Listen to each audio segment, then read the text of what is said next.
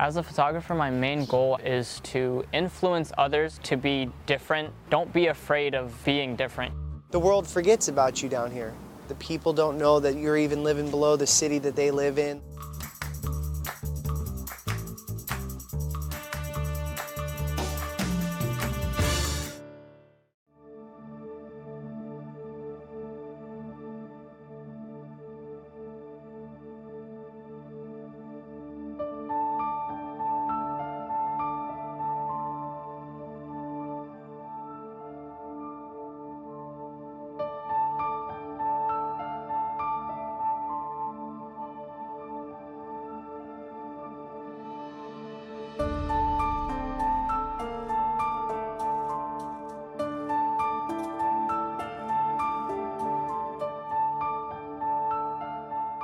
There was no government. There was a complete collapse and an awakening of realizing that government is not really designed to, right now, to be able to help the communities. And you could see that it was up to us to having to, self-organize and understand what our needs were to actually take it in our own hands. When we saw the SOS sign in the street that they need water, and some neighbors wrote it in the street, water and food.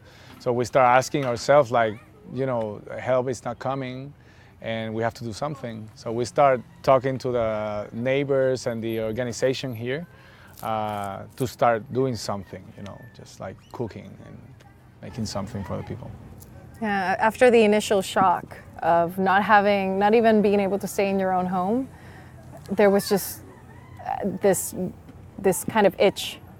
And I started feeling uncomfortable because I felt like there had to be something we could do.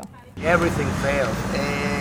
I cannot blame anyone in particularly, but there was absolutely no communication, no power. The power grid of the Power Authority prior to the hurricane was quite vulnerable. It's a centralized generation system, so all of the power to the customer relies on transmission and distribution lines with our mostly overheads.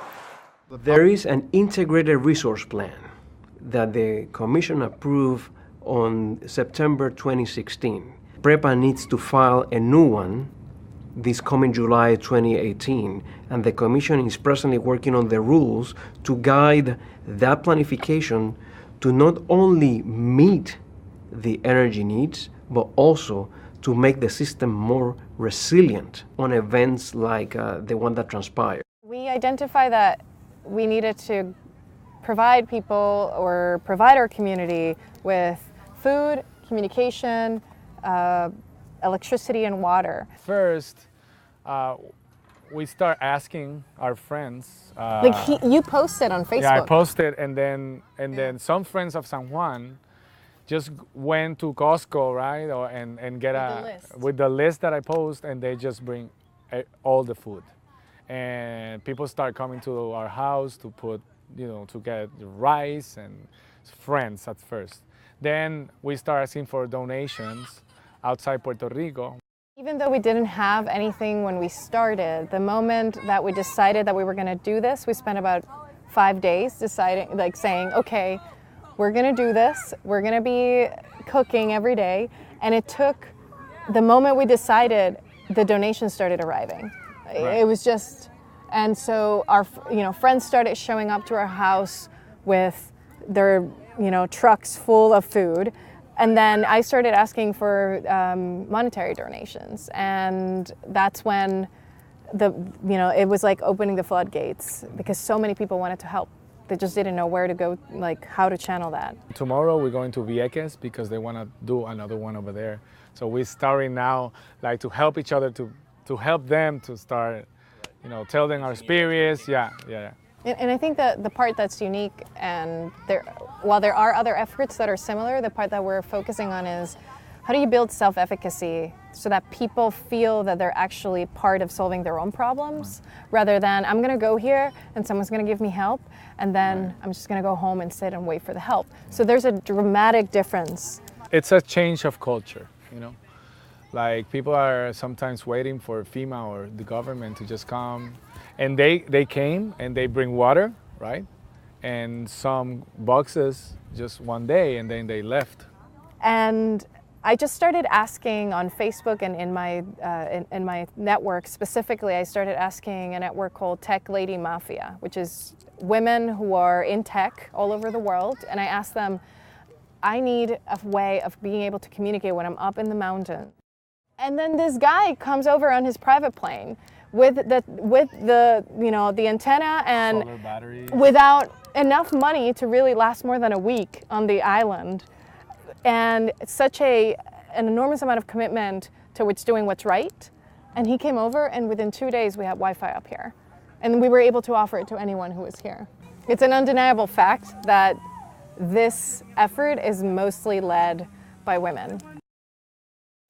We're understanding that data is power. Actually, being able to have community data, which the municipal government doesn't have, the state government, the federal government doesn't have. So who has the data about what happened to us? We're the only ones.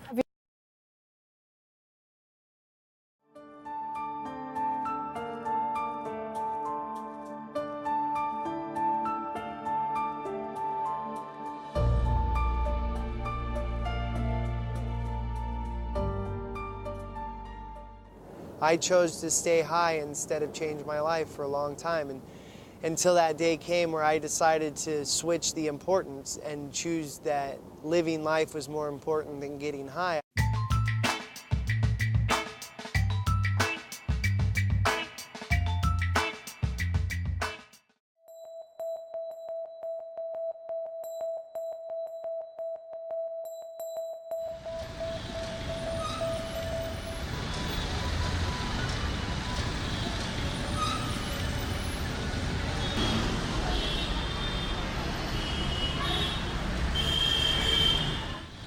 वो रास्ते के ऊपर रहने वाले लोग अपने बच्चों को तैयार करके स्कूल में भेजेंगे, फिर दोपहर को शाम को लेने आएंगे, ऐसा तो हो नहीं सकता।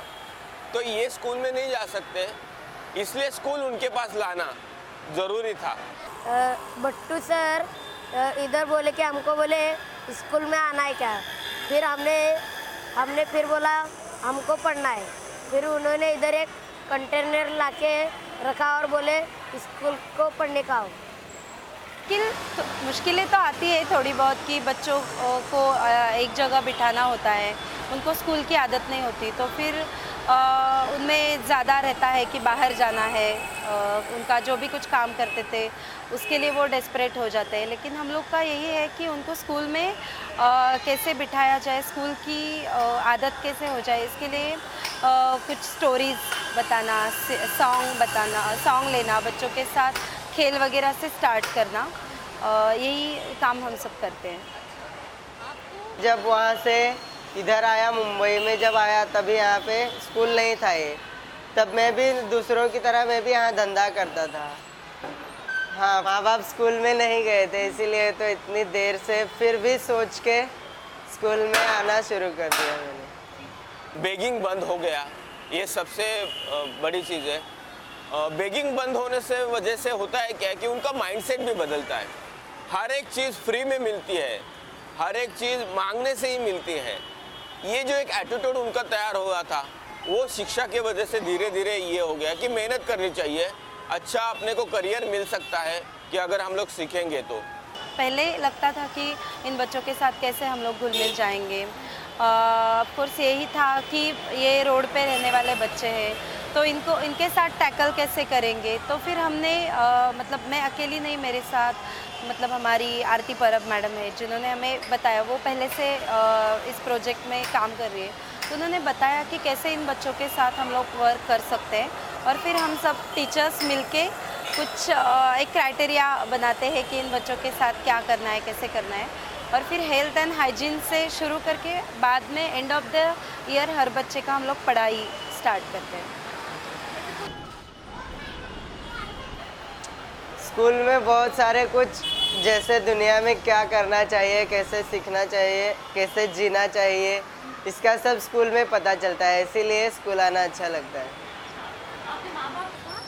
4th से लेकर अभी तो नर्सरी जो किड्स है वो 3.5 ईयर से लेकर हम लोग उनको नर्सरी में लेते हैं, और फिर अभी 10th तक के बच्चे हमारे पास हैं। 4 years to 17 years. अभी तो 10th में एक लड़का 19 years का है हमारे। स्कूल को तो अभी 2 years कंप्लीट हो जाएंगे जून में। बच्चे शुरू से लेकर अगर आप बात कर रही हो तो शुरू में बच्चे बहुत ज़्यादा, अगर उनको आप उनके पिक्चर्स देखें अगर पहले के, तो बच्चे आपको अभी लगेगा कि बहुत ज़्यादा उनमें सुधार आ गया है। अच्छे से पढ़ूंगा और बड़ा आदमी बनूंगा।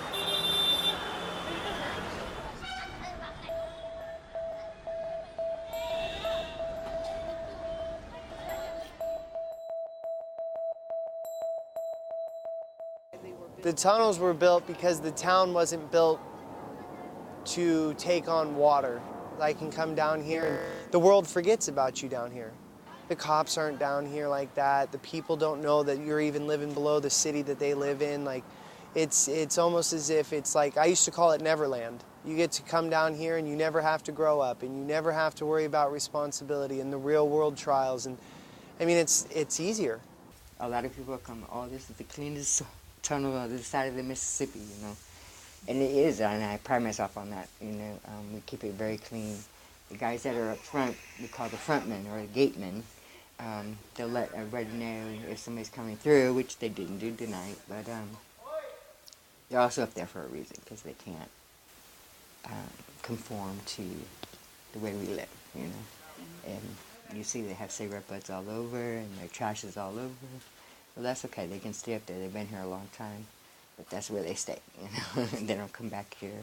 I mean, these guys are smart guys. You can see they've strung up their own electricity in there. They have things in there that a normal house would have. They've learned how to exist in a flood channel under Las Vegas and have everything they need except running water, which I wouldn't put it past them to figure out how to do that. Well, the tunnel, I don't mind the tunnel. It's like free rent. You know, the only thing we're missing is running water. Okay. We even got sunlight sometimes if you go outside. You know what I mean? But the tunnel's not the bad part. It's Las Vegas that's the bad part. Like, I hate this place, but I love the fact that it's 24 hours and it's so convenient. Mine is a lot more of a girly. I do all the cooking. I do laundry. So you got a big family here? Yeah, for sure. We're definitely a family, which is good and not good because it makes you comfortable. You know, and the last thing you want to do when you're homeless is become comfortable because you stay there. You know, it's easy to stay there. I don't want to stay there. I hate the tunnels. Do you still gamble? Very little now. Yeah, the last 2 months I bought my laptop, my phone. I bought socks and the underwear, just certain things, because I get Social Security. I think I'm the only one down here that does, out of about 15 people. So. I really want to be an EMT. I wanted to be a paramedic for a really long time. I like saving people. I like helping people. It's too dirty. Like, I can't go present myself at a school. You know, I can't go sign up for any kind of grants or nothing in person. I get turned down instantly from any of that kind of stuff. And you know, I talk to all of them and I'd say 90% of them want a way out. They just don't know how to convince themselves how to do it. The rule is you have to be drug and alcohol free. And that's a big hang up for them. Okay. Do I really want to quit doing drugs and alcohol? And that's where I was at. I chose to stay high instead of change my life for a long time. And until that day came where I decided to switch the importance and choose that living life was more important than getting high, I wasn't able to do anything. I mean, it's a great honor to be able to come back to the very place that I had considered my bottom and offer these guys, you know, proverbially, as it were, some light at the end of the tunnel.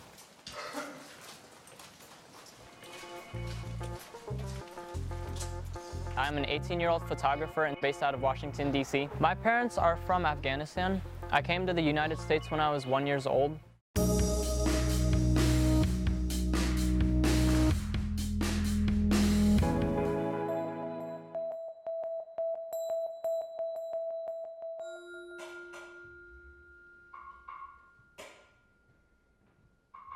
China, which is now such a huge factor in everything international, has a culture that's not just the traditional culture, which is magnificent enough, but it has a culture of music making now that is very, very exciting. 当然，这个在整个音乐会的过程当中，大部分的片段这个部分全都是由西方的这种管弦乐团来呈现的。但是呢，里边这个很多melody 就是旋律的部分，包括和声的体系，包括很多的这个音乐形象里面，其实都有非常典型的中国文化的元素在里边因此呢，我觉得作为一个中国的这个指挥，或者作为一个中国的音乐家，可以就是运用这样的一种西方的组织架构的形式吧，因为这个管弦乐团是这个西方的一种形式，但是呢，加入这个中国的这个作品当中，我觉得其实是一个很好的机会，可以向西方的观众来介绍中国文化。The quality has to be what we're after all the time. So what I was looking for with Chinese composers was the best composers. And I was curious to see whether the best composers would try to write in something that could be identifiably a Chinese manner, whether they intended to write in no particular manner except their own voice, but they were always informed by Chinese culture, or whether they really were thinking Western. And it was really interesting to see the mixtures of those ideas. 那就像演员入戏一样，如果你无论是演电影的演员，或者是在舞台上表演的演员，都需要根据角色来进行一个调试，因为已经不是我了，已经是作品当中的这个人。那作为音乐家来讲，其实我们的这个变化度要比舞台上的演员恐怕要来得更丰富，因为音乐能呈现出来的很多东西是非常丰富多彩的比如说昨天可能您看到的是我们正在排练陈金刚老师的这个乱弹。它本身就这个作品要求，演奏的人包括指挥，最后在作品的这个后半段，这个蓄积很多的能量，然后最后这个结束的时候到达一个像爆发的一个这样的一个状态吧。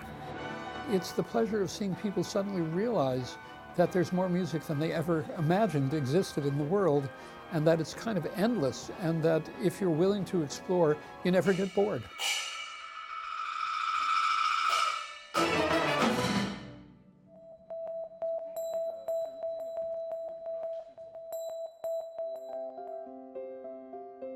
I was born and raised in Ukraine, and I came here when I was 14 years old to pursue an American dream. I was always creating stuff since I was a little child. All of the walls were painted, my notepads were painted, everything, everywhere I could paint, I always did. Like there's always doodles and in every single book I was reading. I started by doing face painting, and I was doing it for about a year or two. I'm the type of person that I always like to take it to the next level. It's like, okay, what's next? What's next? You know, I'm already done with face painting, now what? And I went to a face and body art convention in Florida, and I saw that people were doing body painting, and I'm like, oh my God, this is so exciting. It's so much better than just face painting, because now I can do all my art with the body painting as well, and that's how body painting came along. I definitely had my body painted quite a few times, and one of the main reasons why I decided to do that is because I wanted to know what it feels like for the model to be painted, because for me it's very important to make my model feel as comfortable as humanly possible. And in order for me to understand that better, I chose to be on the other end of the brush so I can learn this experience. Initially, when I was exposed to this career, my parents did not support me at all.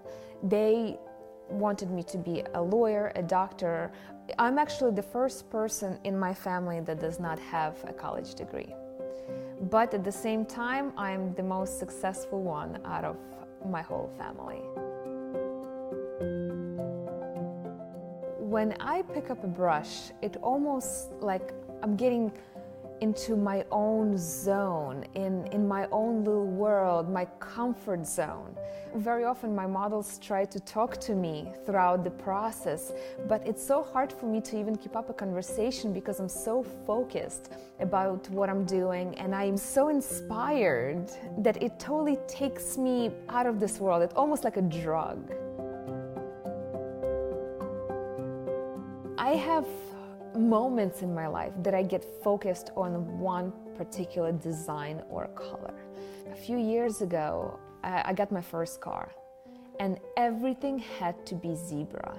Like, even my dog was not allowed in the car unless he was dressed up in a zebra outfit.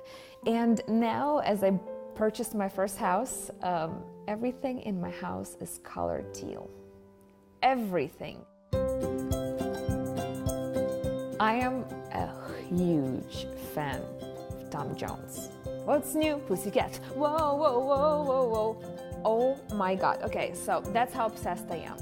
For some reason, for some really weird reason, inspires me. When I wake up in the morning and I turn on his music, nothing else matters.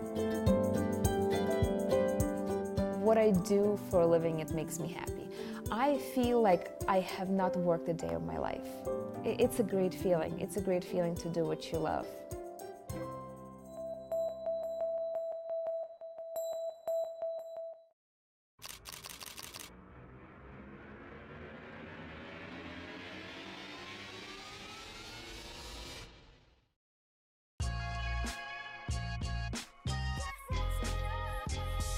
My name is Waris Karimi, also known as Creamy Skates on Instagram, and I'm an 18-year-old photographer and based out of Washington, D.C. My parents are from Afghanistan. I came to the United States when I was 1 year old, so I came here in the year 2000.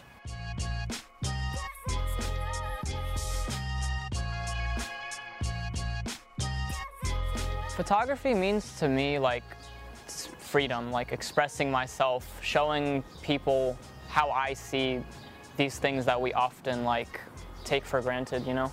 Like when you're walking down the street, you don't really realize how much beautiful architecture there is and all these cool stuff basically that the naked eye, like, you don't really see it usually. You gotta like look in depth, I guess. The thing that motivates me to continue taking pictures is there are so many different like cities and all of these different places that I can go to and take my style here and apply it there. So there's so many like different possibilities. Not only that, but as a career perspective, like photography is what I want to do as a career as well. So since it's fun, that's another thing that keeps me motivated with it.